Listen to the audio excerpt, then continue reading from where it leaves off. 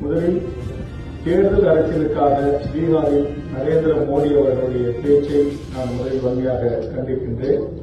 இன்றைக்கு அவருக்கு ஆதரவாக தமிழ்நாட்டில் பல பத்திரிகை RSS ஊடகங்கள் திராவிட முன்னேற்ற கழகம் என்ற ஒரு கட்சியினரைத்தான் குற்றம் சொல்லினாரே தவிர ஒட்டுமொத்த தமிழ்நாட்டு மக்களை நாங்கள் சொல்லவில்லை என்று தமிழ்நாட்டு மக்களின் எதிர்ப்புக்கு பிறகு தங்களுடைய நிலைப்பாட்டை மாற்றிக்கொள்கிற ஒரு சூழல் இருக்கிறது. அதை நாம் கவனத்தில் கொள்ள வேண்டும். அதுபோன்று நான் ஏற்கனவே நம்முடைய தோழமை கட்சி கூட்டத்தில் சில கருத்துக்களை முன்வைத்தேன். இங்கு 2011 சுமார் 32 லட்சம் வடமாநில வாக்காளர்கள், தற்போது 1 கோடிக்கும் மேற்பட்ட வடமாநில வாக்காளர்கள். இந்த வடமாநில தேர்தலுக்கு பிறகு அவர்கள் அனைவருக்கும் இங்கு இந்த SIR பயன்படுத்தி வாக்காளர்களாக சேர்த்து இந்த 26 சட்டமன்ற தேர்தலில் வாக்களிப்பதற்கான அனைத்து ஏற்பாடுகளையும் அவர்கள் மிக திட்டமிட்டு கச்சிதமாக செய்து கொண்டிருக்கிறார்கள். நாம் இதில் விழிப்புணர்வாக இருக்க வேண்டும். இதற்கு நம்முடைய இந்த அனைத்து கட்சி கூட்டம் மொழிவழி மாநிலங்கள் பிரிக்கப்பட்ட பிறகு இந்த மண்ணில் வந்து குடியேறி இருப்பவர்களை தத்தமது மாநிலத்தில் தபால் வாக்கின் ஊடாக வாக்களிப்பதற்கு அவர்கள் பிறந்த வளர்ந்த மொழி, பண்பாடு, கலை, கலாச்சாரம் இதை உள்ளடக்கி அந்த மாநில மக்கள் அந்த மாநிலத்தினுடைய முதலமைச்சராக, சட்டமன்ற உறுப்பினராக, நாடாளுமன்ற உறுப்பினராக யார் வர வேண்டும் என்பதை தீர்மானிக்கக்கூடிய அதிகாரம் வழங்க வேண்டும். அப்போதுதான் அது உண்மையான ஒரு ஜனநாயகமாக இருக்கும்.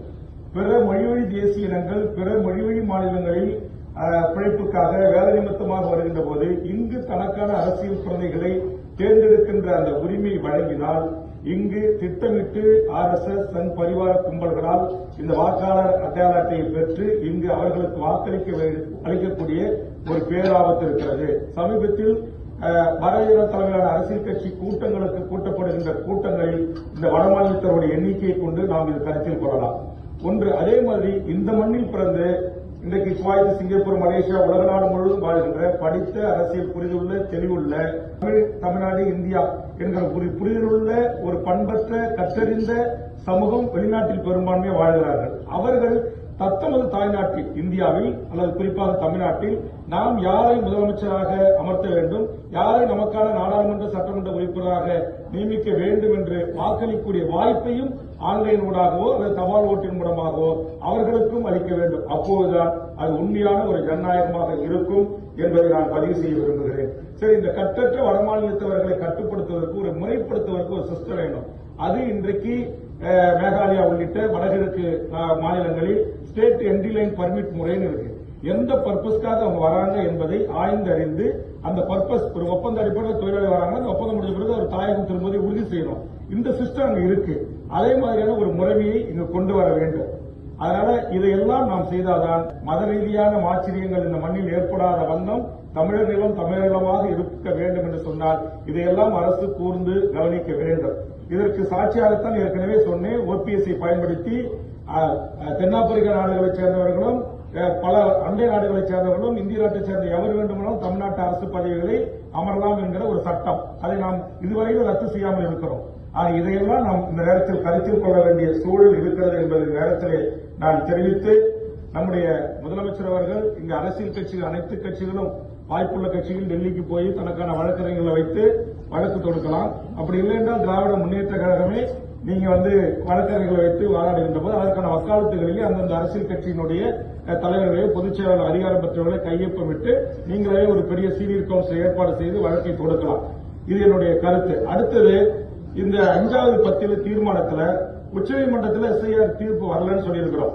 அது சொல்லிட்டு தமிழ்நாட்டு மக்களின் வாக்குரிமைக்கு எதிரானது, அதாவது முழுக்க ஜனநாயக விரோதமானது அப்படின்னு குறிப்பிட்டு கடைசியா நீங்க என்ன சொல்றீங்கன்னா, அதன் பிறகு முறைப்படி பின்வரும் காலங்களில் சிறப்பு தீவிர வாக்காளர் பட்டியல் சீராய்வு SIR நடத்தலாம் என்று இந்த அனைத்து கட்சி கூட்டம் கேட்டுக்கொள்கிறதுன்றீங்க. நீங்க தேர்தல் ஆணையம் இதெல்லாம் சரி பண்ணிக்கிட்டாக்க அனைத்து கட்சி கூட்டம் SIR நடத்தலாம் சொல்லும் போது இந்த உடனே வெளியே இந்த செய்தி போச்சுன்னா அத்தனை சங் பரிவார கும்பல் ஆதரவாக இருக்கின்ற பத்திரிகை ஊடகங்கள் இந்த அனைத்து கட்சி கூட்டம் தேர்தல் ஆணையம் சில திருத்தங்களை செஞ்சுக்கிட்டா SIR வரவேற்குது இந்த கூட்டம் அப்படின்ற செய்தி வெளியில் மக்களுக்கு போய் சேரும் மிக விரைவாக. உண்மை செய்தி வெளியே போவதை காட்டிலும் இதுபோன்ற செய்திகள் மிக விரைவாக மக்களிடத்தில் சேர்வதற்கு வாய்ப்புகள் இருக்கு. அதனால முன்னுக்கு முரணாகவும் இருக்கு. உச்சநீதிமன்றத்தில் பெண்டிங்ல இருக்கு. இந்த எஸ்ஐஆர் ஜனநாயக விரோதமானதுன்னு சொல்றோம். அதுக்கு பிறகு இப்படி ஒரு இதை வரவேற்கிறோம் அப்படின்னு சொல்றோம். அனைத்து கட்சி கூட்டமே கேட்டுக்கொள்கிறது அப்படின்னு ஒரு தீர்மானமா இருக்கு. இது ஏற்புடையதல்ல. இதை மாண்புமிகு முதலமைச்சர் அவர்களும் மூத்த அமைச்சர் பெருமக்களும் இதை பரிசீலனைக்கு உட்படுத்த வேண்டும். இந்த வாக்கியத்தை நம்ம அநேகமாக எடுத்துடலாம். தேர்தல் ஆணையம் எஸ்ஐஆர் இல்லாம ஒவ்வொரு ஆண்டும் சரிபார்ப்பு நிகழ்வு நடக்கிறது. அப்படி சரிபார்ப்பு நிகழ்வு நடக்கிறது வேண்டுமானால் இந்த இடத்துல சேர்த்துக் கொண்டு இது போன்ற ஒரு கட் அண்ட் ரைட்டான இந்த தீர்மானத்தை நாம் எடுத்துக்கொள்ளலாம் என்ற நேரத்தில் கேட்டுக்கொண்டு, ஏற்கனவே இங்க மோடியினுடைய அந்த கருத்தின் அடிப்படையில் இன்னைக்கு சில சங் பரிவார யூடியூபர்கள் மிக மோசமான செய்தி மக்கள்கிட்ட கொண்டு போய் பரப்புறாங்க. மாண்புமிகு முதலமைச்சர் காவல்துறை அதில் கொஞ்சம் கவனம் செலுத்தணும். இது ஏதோ நம்ம அரசியலுக்காக தான் செய்யறோம் அப்படின்னு சொல்லி சொல்றாங்க. அது இல்ல. இது உண்மையிலேயே சிறுபான்மையா இருக்கக்கூடிய மக்களையும் இந்த மண்ணின் குறைகுடி மக்களையும் பாதிக்கக்கூடிய ஒரு விடயம் என்பதை மக்கள் மயப்படுத்த வேண்டிய தேவையும் நமக்கு இருக்கிறது. அதற்கான அனைத்து கட்சி கூட்டங்களையோ தோழமை கட்சி கூட்டங்களையோ திரட்டி நாம் மாநிலத்தின் முக்கிய மண்டலங்களில் இதற்கான ஒரு ஒன்றுகூடல் ஒரு கூட்டங்களை நடத்தி மக்களுக்கு ஒரு விழிப்புணர்வை ஏற்படுத்தினால் அது மிகச்சிறப்பாக இருக்கும் என்பது என்னுடைய வேண்டுகோள். வருகின்ற தேர்தலில் கண்டிப்பாக வட இந்தியர்களை 1 கோடிக்கு மேற்பட்டவர்களை வாக்காளர் ஆக்குவதற்கான எல்லா பணிகளையும் அவர்கள் செய்து கொண்டிருக்கிறார்கள். அது இன்னொன்று சொல்றாங்க, விஷமத்தை பரப்புறாங்க.